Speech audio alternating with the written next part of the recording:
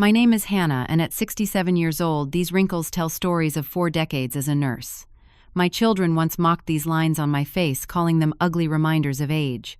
They never knew each wrinkle formed during double shifts that paid for their prestigious degrees.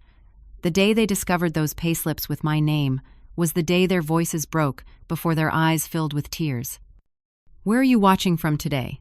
Let me know in the comments below, and please hit that like and subscribe button as I share how my scars fed their dreams. Life has a funny way of redirecting your path when you least expect it. I married John when I was 19, young and full of dreams. He was 22, handsome, with kind eyes and strong hands that promised to build us a future. We were so in love, the kind that makes you believe nothing could ever go wrong. By 27, I had given birth to our beautiful daughter Amanda, and 4 years later, our son Tyler joined our small but happy family. John worked construction, always taking the hardest jobs that paid a bit more. He would come home with dust in his hair and exhaustion in his eyes, but he never complained. Our modest home in a small town outside of Pittsburgh was nothing fancy, but it was ours. We had plans for the future, savings for college funds, dreams of taking the kids to Disneyland one day. But life shattered on a rainy Tuesday when I received that phone call. A structural collapse at the building site. John was gone before the ambulance arrived. Just like that, at 39, I became a widow with 2 children to raise alone. Amanda was only 12, Tyler just 8. Their faces, when I had to tell them that Daddy wasn't coming home anymore, still haunts me during quiet nights. The construction company provided a small insurance payout. Not nearly enough. After funeral expenses and settling some outstanding debts, what remained wouldn't last long. Our savings were modest, and suddenly every penny needed careful consideration. I had been a stay-at-home mom with only a high school diploma. The few retail jobs I applied for barely offered minimum wage. How could I possibly provide for 2 growing children? The thought of them going without made me physically ill. One night after putting them to bed, I sat at our small kitchen table surrounded by bills and made a decision that would shape the next 30 years of my life. Nursing. My mother had been a nurse, and though I never followed in her footsteps, I remembered how she always found work. It would mean going back to school while working, but nurses were always needed, and the pay was better than anything else I could qualify for.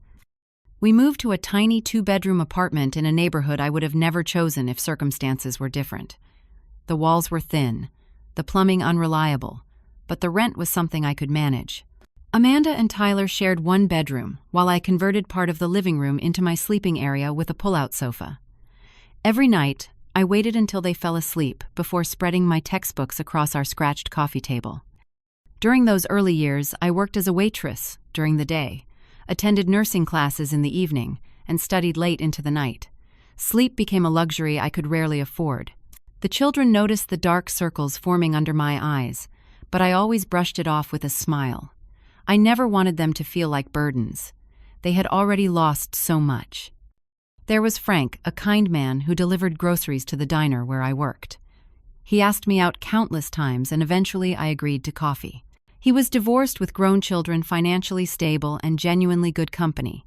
After several months of dating, he proposed offering financial security and a beautiful home for the children.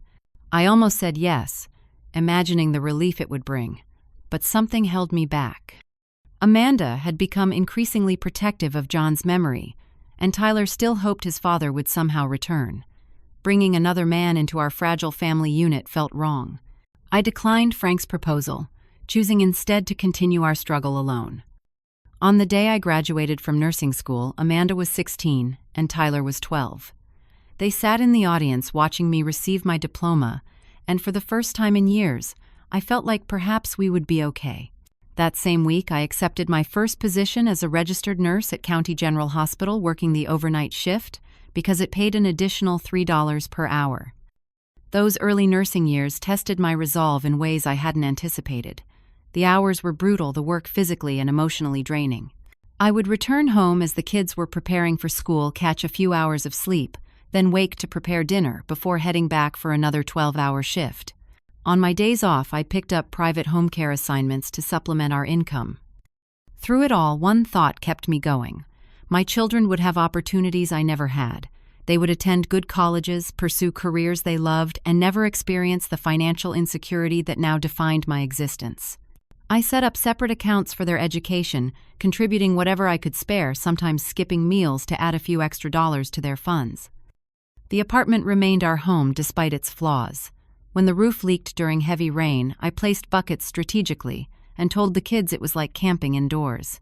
When the heating failed in winter, we piled blankets on the couch and had movie marathons with our breath visible in the cold air. I transformed every hardship into an adventure, never letting them see my fear. As Amanda approached her senior year of high school, she revealed dreams of becoming a doctor.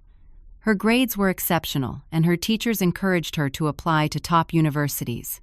Tyler, though younger, already showed a gift for numbers and business strategy.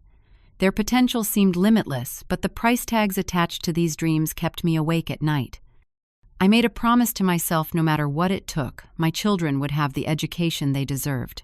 If that meant working until my fingers bled and my feet could barely carry me, so be it. This determination became my North Star, guiding every decision. Little did I know how much it would eventually cost me, or how those who benefited would one day mock the very sacrifices made on their behalf. The years passed in a blur of hospital corridors, medication rounds, and snatched moments with my growing children. Amanda blossomed into a beautiful young woman, inheriting her father's analytical mind and my determination. Her high school graduation speech as valedictorian brought tears to my eyes. When the acceptance letter from Johns Hopkins arrived, I celebrated with her, even as I privately calculated the astronomical costs that would follow. Tyler, always in motion, excelled both academically and in sports. His business teacher recommended him for special summer programs, noting his exceptional aptitude. By his junior year, he had set his sights on Wharton School of Business. 2 children with Ivy League dreams, and me with nothing but my nursing salary and whatever extra shifts I could physically endure. The solution came in the form of night supervisor position, which meant a small pay increase but far more responsibility. I also began picking up weekend shifts at a nearby nursing home. My schedule became a complex puzzle of work commitments with tiny pockets of rest squeezed in between. The hospital administration often called me their reliable backbone, knowing I would never refuse an extra shift. During Amanda's freshman year at college, I worked 6 days a week, often 14 hours a day. The tuition payments were crippling, even with the partial scholarship she had received. When she called to complain about her cramped dorm room, I listened sympathetically while standing in our same small apartment, which now felt empty with her gone. My body began showing signs of the constant strain. My once black hair turned gray almost overnight, it seemed. Lines appeared around my eyes and mouth, carved by worry and exhaustion. My hands, constantly washed between patients, became rough and red. The young, vibrant woman I once was seemed to vanish, replaced by someone who looked a decade older than her actual age. Tyler left for college 2 years after his sister. By then, I had refinanced our apartment, taken a second mortgage, and liquidated what remained of my personal savings. There was nothing left to sell or leverage except my time and energy, so I gave more of both. Double shifts became my standard schedule, with triple shifts during holiday periods when the pay was better. I noticed the change in Amanda first during her sophomore year. Her calls became less frequent, and when we did speak, she shared less about her life. Her new friends were the children of doctors, lawyers, and executives. Their spring breaks were spent in Cancun or the Bahamas, while she reluctantly came home to our modest apartment. I saved for months to take her shopping for new clothes, but she declined, saying she had plans with friends from high school. When Parents' Weekend approached, I requested time off 3 months in advance and purchased a new outfit for the occasion. 2 days before my flight, Amanda called. "Mom, about this weekend," she began, her voice distant in a way that made my heart sink. "The activities are really designed for students to network with the parents who have connections. It might be boring for you." "I don't mind, sweetheart," I assured her. "I'd just love to see where you live, meet your friends." A long pause followed. "The thing is, Rachel's parents invited me to join them. Her dad is the chief surgeon at Massachusetts General, and he knows people at the residency program I'm interested in." I swallowed hard, staring at the new blue dress hanging on my closet door. "Of course, that makes perfect sense. You should absolutely do that." "Thanks, Mom. Maybe next year." There never was a next year. There was always a reason why my visit would be inconvenient or unnecessary. During her graduation, I sat alone in the massive auditorium, surrounded by families who arrived in luxury cars and discussed their vacation homes. When I finally spotted Amanda in her cap and gown, my heart swelled with pride even as she barely waved before being absorbed into a group of her peers. Tyler's transformation was more subtle but equally painful. During his freshman year, he still called regularly and seemed genuinely interested in my life.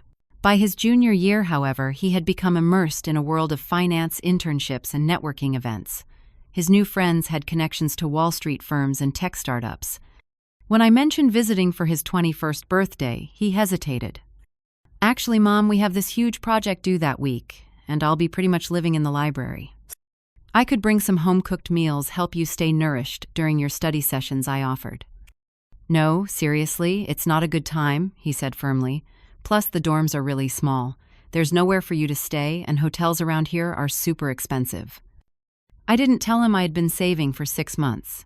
For that very purpose, picking up extra private duty nursing jobs on my days off.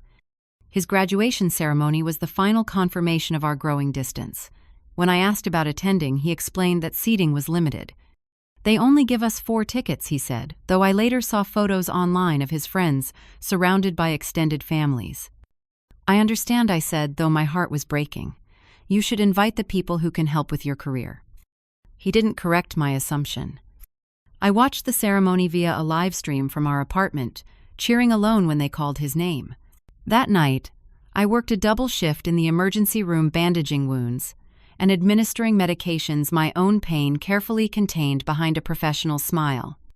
Both my children had achieved exactly what I had sacrificed everything, for they had degrees from prestigious institutions and were poised for successful careers. But somewhere along that journey, a distance had grown between us, a chasm filled with their embarrassment about their roots and my increasingly visible exhaustion. They had become citizens of a world I had paid for, but could never belong to. The years that followed brought both children professional success and further emotional distance. Amanda completed her medical residency and accepted a position at a prestigious hospital in New York City. Tyler landed a job with a financial consulting firm in the same city, his starting salary more than double what I earned after 30 years of nursing. They rarely came home. There were always reasons demanding work schedules, professional conferences, exotic vacations with friends.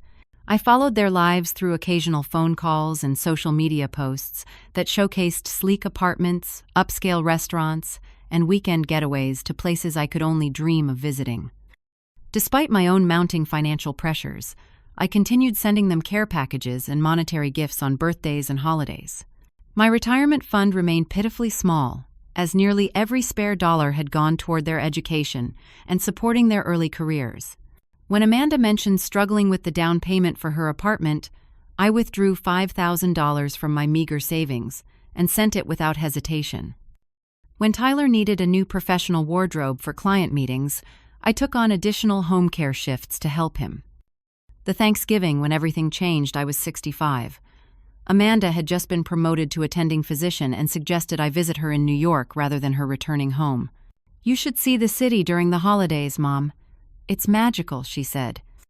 I spent months planning for the trip, picking up every available shift to save enough for airfare and a modest hotel room. I couldn't afford to stay in her neighborhood but found a reasonably priced place about 40 minutes away by subway. I purchased a new outfit from a department store clearance rack and even splurged on having my hair professionally colored to cover the gray that had long ago taken over.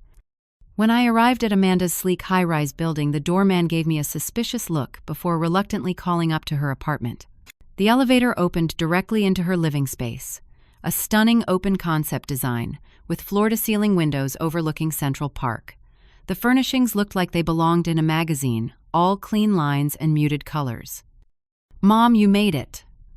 Amanda greeted me with a quick hug, immediately stepping back to assess my appearance. The subway wasn't too complicated, was it? "Not at all," I lied, having gotten lost twice and asked strangers for help. She glanced at her watch. "I hope you don't mind, but I invited some colleagues for dinner. It's important networking, and I couldn't reschedule."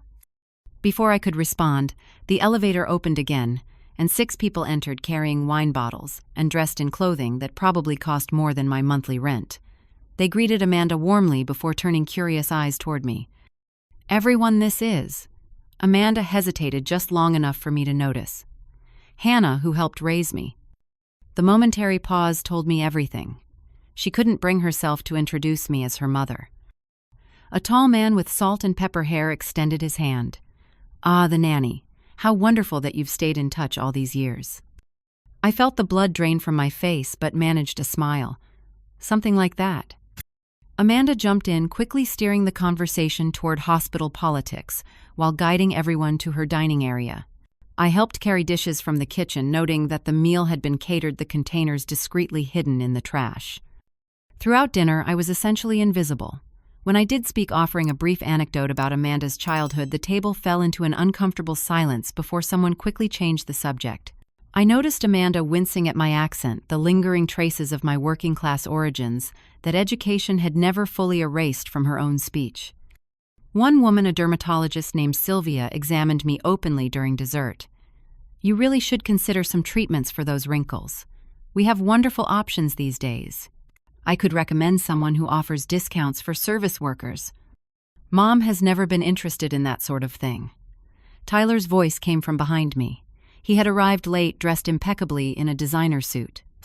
My heart lifted at his defense, but fell just as quickly when he continued with a laugh. Besides, at her age, it might be like closing the barn door after the horses have escaped. The table erupted in laughter while I stared into my barely touched wine glass, feeling every one of my 65 years and then some. As the evening progressed, I became the subject of more thinly veiled comments. You must find New York overwhelming after small-town life. Your hands look so worked. I suppose that's unavoidable in your profession. You move rather slowly. Have you considered a fitness program geared towards seniors? Each comment was delivered with a veneer of concern that barely masked the underlying judgment. What hurt most was watching my children's reactions. Amanda maintained a tight smile, clearly embarrassed, but unwilling to defend me. Tyler actually joined in adding anecdotes about my technological challenges and outdated viewpoints. By 9:30, Amanda approached me while I was helping clear dishes. Mom, she whispered, you must be exhausted from your trip. Why don't you head back to your hotel? These events tend to run late, and I know you're not used to the city schedule. It was a dismissal, plain and simple. I had become an inconvenience, a reminder of origins better forgotten. Of course, sweetheart, I managed to say without my voice breaking. You young people enjoy yourselves. I gathered my coat and purse, said general goodbyes to the room, and felt the collective relief as the elevator doors closed between us. In the lobby, I asked the doorman to call a taxi, unable to face, navigating the subway again with tears blurring my vision. Back in my small hotel room, I finally let the tears come. I cried for the years of exhaustion, for the missed school plays, because I was working extra shifts for the birthday cakes hastily purchased, rather than homemade, for all the sacrifices that had led to this moment of rejection. Most of all, I cried because my children, who I had given everything for, were ashamed of what that giving had done to me. The next morning, I texted both children that a work emergency had called me back home early. Neither questioned this obvious lie. Amanda sent a brief, safe travels with a heart emoji. Tyler didn't respond at all. On the flight home, I stared at my reflection in the airplane window, the wrinkles around my eyes, the sagging skin beneath my chin, the weathered hands resting in my lap. Each mark told a story of nights without sleep, of lifting patients twice my size, of scrubbing hospital floors when bodily fluids spilled. Every physical sign of aging represented tuition payments, textbooks, professional wardrobes, and housing deposits. My children had wanted to escape their humble beginnings, and I had given them wings. I just never expected that I would be something they wanted to escape from too. Life continued its predictable rhythm after my disastrous New York visit. I returned to my shifts at the hospital, now working primarily in the geriatric ward, where my slower pace was less of a liability. My knees ached constantly from decades of standing, and my back frequently spasmed from years of lifting patients. Yet I continued, knowing that retirement remained a distant dream with my limited savings. Nearly a year passed with minimal contact from my children. Christmas brought perfunctory phone calls and gift cards sent via email. Amanda mentioned a vacation in Europe while Tyler spoke excitedly about a potential promotion. Neither asked about my health or financial situation. Then within the same week, everything changed. First came the call from Amanda, her voice tense in a way I immediately recognized from her childhood. "Mom, I hate to ask this, but I'm in a bit of a situation," she began the background noise, suggesting she was walking quickly somewhere. "The hospital is delaying our quarterly bonuses due to some administrative issue, and I've already committed to my portion of an investment property with some colleagues." My heart sank, already anticipating what was coming. "I need $20,000 just for 60 days until the bonus comes through. I know it's a lot, but the opportunity is too good to pass up." The amount she casually requested was more than half of my remaining savings funds I had been carefully preserving for eventual retirement. "I understand, sweetheart," I said mentally, calculating what I could liquidate quickly. "Let me see what I can do." 2 days later, Tyler called. His voice had the forced confidence that always signaled trouble. "Hey Mom, quick question. Would you be able to loan me some money? I have this incredible startup opportunity that could really multiply the investment, but I need to act fast." "How much do you need?" I asked already, knowing I would find a way regardless of the answer. "Around 15,000. It's going to be huge, Mom. I could even pay you back with interest in a few months." Between both requests, they were asking for nearly everything I had. Yet the thought of saying no never seriously crossed my mind. These were my children, and despite everything, their needs would always come before mine. After hanging up with Tyler, I sat at my kitchen table surrounded by bank statements and retirement fund documents. There was no way to fulfill both requests without drastic measures. After hours of deliberation, I made 3 difficult decisions. I would withdraw the remaining balance from my retirement account, accepting the substantial penalty. I would sell John's wedding ring, the one possession of his I had kept all these years, and I would put my condo on the market, planning to downsize to a small rental. The following weekend, I requested time off work, something I rarely did, and booked a flight to New York. Both children expressed surprise at my sudden visit, but agreed to meet. I suggested Amanda's apartment, since it was more centrally located. Neither knew the other would be there, nor the real purpose of my visit. The trip took more from me than just money. I had been fighting what I suspected was pneumonia for weeks, refusing to take sick days that would reduce my final paycheck before leaving for New York. By the time I boarded the plane, my chest felt tight, and a persistent cough disrupted my sleep. In preparation for this meeting, I had gathered all the necessary financial documents, withdrawal forms for my retirement account, paperwork for my condo listing, and the receipt from the jeweler who had purchased John's ring for far less than its sentimental value. Mistakenly, I also packed a folder containing old pay stubs, medical bills, and loan documents that chronicled the financial history of their education. This folder had been my private record, a tangible reminder of what we had overcome together, never intended for their eyes. When I arrived at Amanda's building, the same doorman from Thanksgiving recognized me with a slight frown before announcing my arrival. This time, Tyler was already upstairs, both siblings clearly confused by the other's presence. "Mom, what's going on?" Amanda asked, as I stepped from the elevator, her eyes darting between her brother and me. "I thought we were having lunch, just the 2 of us." "I needed to see you both," I explained, setting my overnight bag beside her pristine white sofa. "And I have something for each of you." Tyler paced near the windows, checking his watch repeatedly. "I have a meeting in 2 hours. Could we make this quick?" The dismissive tone in his voice triggered a coughing fit that doubled me over. Amanda, to her credit, immediately shifted into doctor mode, guiding me to the sofa and fetching water. "How long have you had this cough?" she asked, her fingers automatically finding my wrist to check my pulse. "It's nothing," I assured her, though the pain in my chest suggested otherwise. "Just a cold." With shaking hands, I opened my purse and removed an envelope containing a cashier's check for $20,000, passing it to Amanda. I then handed a similar envelope to Tyler with his $15,000. Their expressions shifted from confusion to shock as they registered the amounts. "Mom, where did this money come from?" Amanda asked, staring at the check in her hand. I tried to smile reassuringly. "Don't worry about that.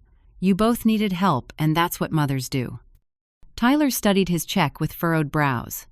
"Did you take out a loan or something? Your pension can't possibly cover this." "I made some arrangements," I said vaguely, another coughing spell interrupting further explanation. While reaching for another sip of water, my overnight bag tipped over, spilling its contents across Amanda's immaculate floor. Among the scattered items was the folder labeled Kids Education, its aged rubber band snapping to release decades of financial history. Tyler bent to help gather my belongings, picking up the folder as its contents fanned across the hardwood. His eyes widened as he registered a bank statement showing a second mortgage taken on our family home, dated during his sophomore year of college. "What is this?" he asked, lifting a stack of papers. Amanda joined him, picking up hospital pay stubs, showing 60 and 70-hour work weeks during periods that coincided exactly with their university payment deadlines. Her hand froze midair when she found a loan document with her father's life insurance policy listed as collateral. "Mom." Her voice had changed, the professional detachment replaced by the uncertain tone of a much younger Amanda. "What are all these?" For a moment, I considered creating some explanation, continuing the fiction that their success had come without great cost. But exhaustion, both physical and emotional, had worn away my capacity for pretense. "Those are the records of your education," I said simply. "Every shift, every loan, every financial decision that helped you both get where you are today." The silence in Amanda's apartment was deafening as my children sifted through the physical evidence of my sacrifices. Page after page told the story I had carefully kept from them, double shifts during holidays, when the pay was higher, overnight rotations that carried hazard premiums, personal loans with interest rates that made me wince even now. Amanda found the documents related to her medical school tuition, massive sums that dwarfed my annual salary. Her fingers trembled as she traced the payment receipts, each one representing countless hours of my labor. "You took out a third mortgage," she whispered, holding up a bank document. "But you told me you got a grant to help with my final year." "I didn't want you to worry," I explained. "You were so focused on your studies, and that's exactly what you needed to be." Tyler had gone completely still, staring at a particular set of papers. "These are cash advance receipts from credit cards," he said, his voice hollow. 12 different cards, all maxed out. The interest rates were manageable if I paid them strategically, I said, the lie coming automatically after years of shielding them from financial realities. "Mom, these are predatory rates," Tyler countered, his financial expertise suddenly directed at my situation. 26%, 29%. No one can manage these." A photograph slipped from between the pages, landing face up on the floor between us. It showed a much younger me holding infant Amanda with John's arm around us both. My face was smooth, eyes bright with hope, no hint of the exhaustion that would become my constant companion. Amanda picked it up, studying it with a doctor's clinical assessment. "You were 27 here," she asked. I nodded. "And how old are you in this one?" She pulled another photo from the pile, this one taken at her college graduation. 47. She placed the photos side by side. The contrast was stark, even shocking. In just 20 years, I appeared to have aged 30. The vibrant young mother had been replaced by someone with deeply etched lines, pronounced dark circles, and a perpetual stoop to the shoulders. Tyler found a bank statement from the month of his Wharton acceptance. It showed a withdrawal for his housing deposit, alongside a much smaller deposit marked Frank engagement ring return. "Who's Frank?" he asked. The question caught me off guard. That chapter seemed so distant now, buried beneath years of more pressing concerns. "Someone I almost married," I admitted, "but it didn't work out." Amanda looked up sharply. "The grocery delivery guy. The one who used to bring us ice cream. You were engaged to him." I nodded. "He proposed about a year after your father died.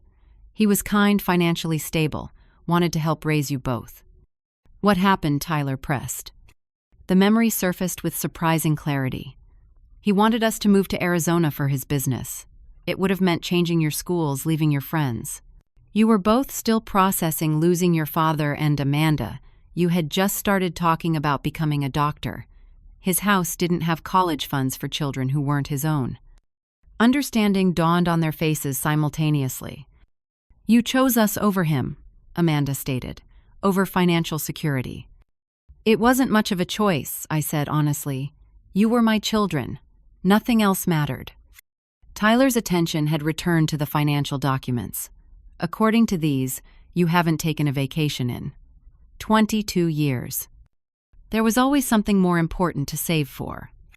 Amanda's clinical gaze had transformed her eyes now, seeing me not as an embarrassing reminder of humble origins, but as a patient showing signs of severe, prolonged stress.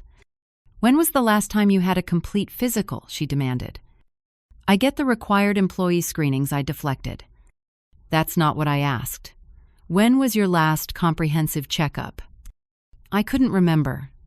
Healthcare was something I provided to others, rarely seeking it for myself, except when absolutely necessary. Tyler was still processing the financial implications of what he was seeing. These documents show you've been carrying over $80,000 in high-interest debt for more than a decade. How have you been managing the payments? Before I could answer, another coughing spell overtook me, this one more violent than before. When I pulled my hand away from my mouth, specks of blood dotted my palm. I tried to hide it, but Amanda's trained eye caught the movement. "Mom," she exclaimed immediately at my side, "how long have you been coughing blood?" Just today, I lied, though it had been happening intermittently for weeks. She pressed her hand to my forehead. "You're burning up. Tyler, get my medical bag from the bedroom." As Tyler hurried away, Amanda helped me lie down on the sofa. Her touch was no longer distant or perfunctory, but filled with the care I remembered from the little girl who once bandaged her dolls with such tenderness. Tyler returned with the bag, hovering anxiously as Amanda took my vitals. Her expression grew increasingly concerned as she listened to my chest. "You have significant congestion in both lungs," she stated in her doctor voice, though I could hear the worry beneath it. "Your heart rate is too high, and based on these symptoms, I suspect pneumonia that's been left untreated for some time." "I have shifts scheduled next week," I protested weakly. "People are counting on me." "The only place you're going is to the hospital," she insisted. "Right now." As they gathered what I would need, I watched my children move with purpose, all previous tensions temporarily set aside by immediate concern. The folder of financial documents lay scattered across Amanda's coffee table, the physical testament to decades of sacrifice now fully exposed. Tyler picked up a paper from the pile, studying it intently before his expression crumbled. When he spoke, his voice was thick with emotion. "Mom, this is a pawn ticket for Dad's wedding ring," he said, his voice breaking. "Dated last week." Amanda stopped her preparations, turning to look at the slip of paper her brother held. "You sold Dad's ring?" she asked in disbelief. "The one thing you kept?" I couldn't meet their eyes. "The jewelry store gave me $8,000 for it. I needed a little more to cover both your requests." In that moment, something fundamentally shifted in the room. The full weight of my sacrifices seemed to hit them simultaneously, along with the painful recognition of how they had recently treated me. Tyler's eyes filled with tears, first then Amanda's, their composure cracking to reveal the children I had raised beneath the polished professionals they had become. "Why didn't you tell us?" Amanda asked, her voice barely audible. "Why did you let us think everything was fine when you were drowning?" "Because parents protect their children," I said simply. "Not the other way around." Tyler knelt beside the sofa, grasping my hand in his touch gentle with my work-roughened fingers that he and his friends had mocked just months before. "We're going to fix this," he said, his voice breaking. "All of it." Amanda nodded in fierce agreement, tears streaming down her face. "But first, we're getting you to a hospital." As they helped me to my feet, supporting my weight between them, I felt a complex mixture of emotions: shame that they had discovered my struggles, relief at no longer carrying the burden alone, and a cautious, tender hope that perhaps the distance between us might finally begin to close. The hospital admission was a blur of white coats, beeping machines, and concerned voices. Amanda used her professional connections to secure me a private room, pulling strings I didn't know existed. Tyler remained constantly at my side, his usual impatience replaced by attentive concern. The diagnosis confirmed Amanda's suspicions: bilateral pneumonia, severe dehydration, and exhaustion, bordering on complete system failure.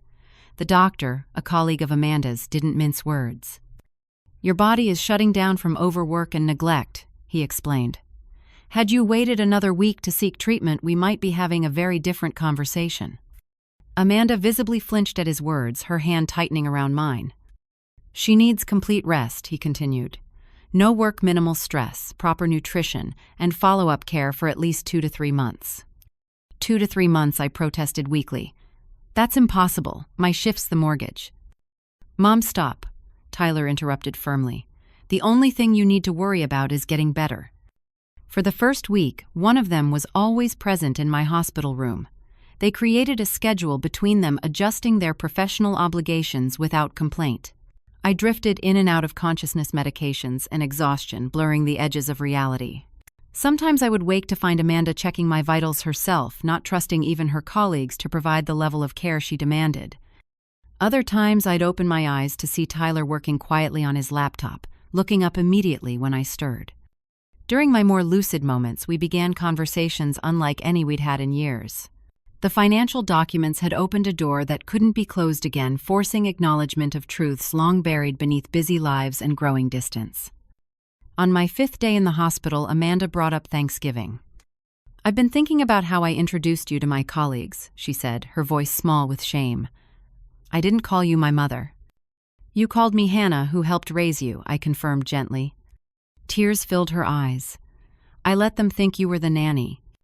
"You were building a professional network," I offered, still instinctively trying to shield her from pain. "Stop making excuses for me," she said firmly. "What I did was unforgivable. You gave up everything to put me through medical school, and I was embarrassed by your appearance because it showed the toll that sacrifice took on you." The honesty between us felt like a wound being cleaned, painful but necessary for healing. Tyler had his own confession the following day, while helping me walk slowly around the hospital floor, 4 pole rolling beside us. "I've been thinking about all those times I asked you not to visit," he admitted, "especially graduation." "You had limited tickets," I reminded him. "That was a lie," he said bluntly. "Each graduate got 6 tickets. I gave mine to friends who wanted extras for their extended families." The revelation stung, but his willingness to acknowledge it mattered more than the original hurt. "Why?" I asked, needing to understand. He was silent for several steps. "Because my friends came from money, old money. They had parents who looked the part, who belonged in those circles. I was trying so hard to fit in, to network with the right people." His voice cracked. "I thought having my work-worn single mother nurse mom there would remind everyone that I didn't really belong." "And now?" I asked. "Now I realized that I was the one who didn't deserve to belong," he answered, his arm tightening supportively around my waist. "Anyone ashamed of what you sacrificed doesn't deserve to know either of us." After 10 days, I was discharged from the hospital with strict instructions for recovery. The question of where I would recuperate was answered when Amanda and Tyler revealed they had temporarily rented a 2-bedroom apartment near Amanda's building, where they would take turns caring for me. "I can't impose on your lives like that," I protested. "You're not imposing," Amanda said firmly. "You're finally letting us help you after a lifetime of carrying us." During my recovery, they took concrete steps to address the financial chaos they had discovered. Tyler spent hours on the phone with creditors, leveraging his financial expertise to negotiate settlements and lower interest rates. Amanda contacted the hospital where I worked, using medical documentation to secure an extended leave with partial benefits. Together they located and purchased back John's wedding ring from the pawn shop, returning it to me with tearful apologies. Most surprisingly, they both began therapy individually at first, then together, processing the complex emotions around our family dynamics. They invited me to join several sessions, creating space for difficult conversations about expectations, gratitude, and the unintended consequences of sacrifice. As my physical strength returned, I witnessed a transformation in my children. Amanda hosted a dinner party and proudly introduced me as my mother, Hannah, who worked double shifts for 20 years to put me through medical school. The same colleagues who had once mocked my appearance now regarded me with visible respect. Tyler brought me to his office holiday party, keeping me by his side as he introduced me to everyone from the CEO to the maintenance staff. When one colleague made a comment about my working-class accent, Tyler responded with a clarity I had never heard from him before. My mother worked 80-hour weeks to put me through Wharton while teaching me the value of integrity. I'd say her voice is exactly what more people in finance need to hear. One afternoon, about 6 weeks into my recovery, they sat me down for what they called a family meeting. "We've been doing a lot of thinking," Amanda began, sharing a look with her brother. "And a lot of planning," Tyler added. They presented me with a folder containing documents very different from the ones I had accidentally shared with them. These showed a fully funded retirement account, a new health insurance policy with comprehensive coverage, and a small but beautifully renovated condo in a safe neighborhood completely paid for. "What is this?" I asked, unable to comprehend what I was seeing. "Your retirement plan," Amanda explained. "No more working, Mom. You've done enough." "We pooled our resources," Tyler continued. "The startup I mentioned was real and it's doing well. Amanda sold her investment property at a profit. We've created a fund that will cover your living expenses indefinitely."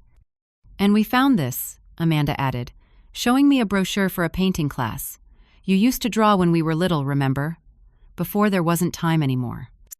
I stared at them, these adults who had somehow, in the midst of crisis, become the people I had always hoped they would be. Not just successful, but compassionate. Not just accomplished, but aware.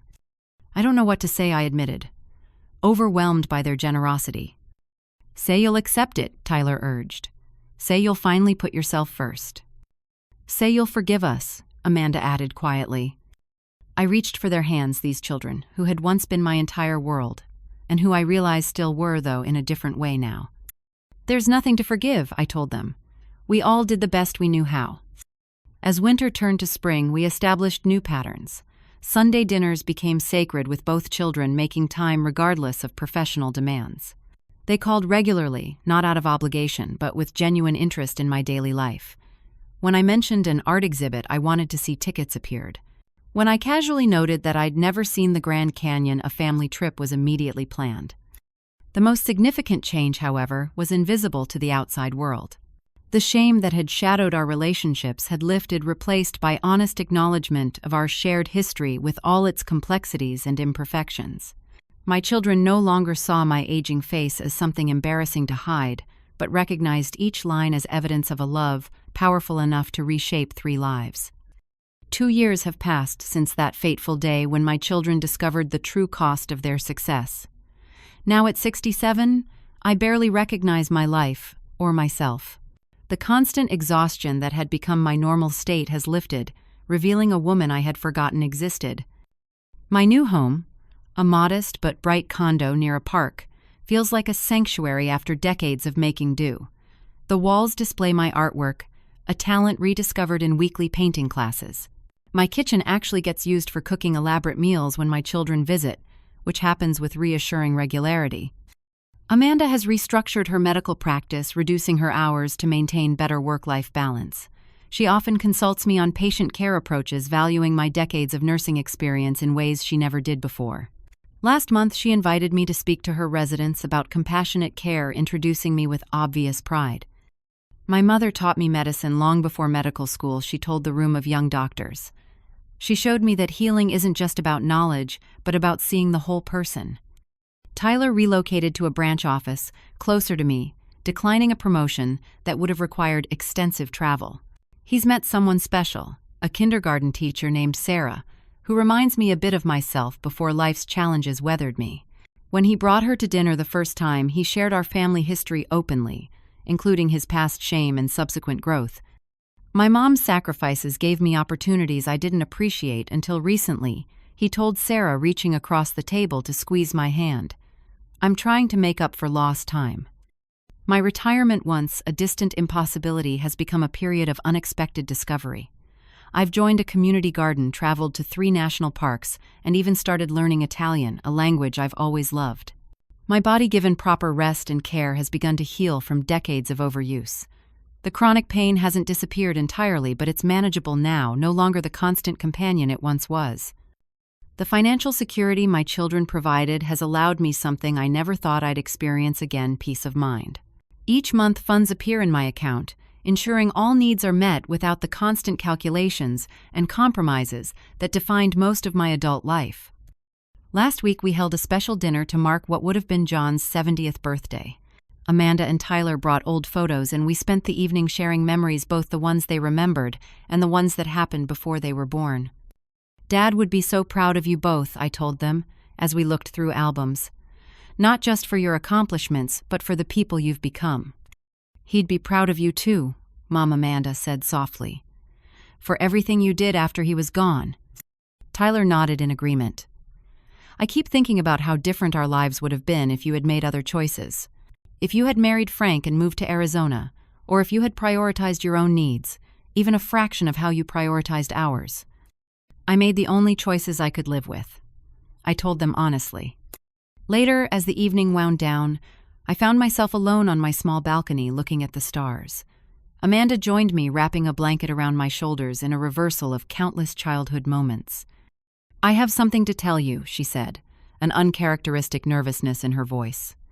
"I'm pregnant." Joy surged through me. "Oh, sweetheart, that's wonderful news."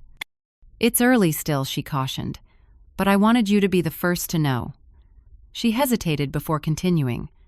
"I'm scared, Mom, about what kind of mother I'll be." "The very fact that you're worried about it tells me you'll be amazing," I assured her. She leaned against the railing, her profile so similar to my younger self. "I keep thinking about everything you went through to raise us alone, the strength that took." "It wasn't strength so much as love," I corrected gently. "You do what you have to for the people who matter most." "I spent so many years being embarrassed by your appearance," she admitted, the shame still evident in her voice. "The wrinkles, the gray hair, how tired you always looked.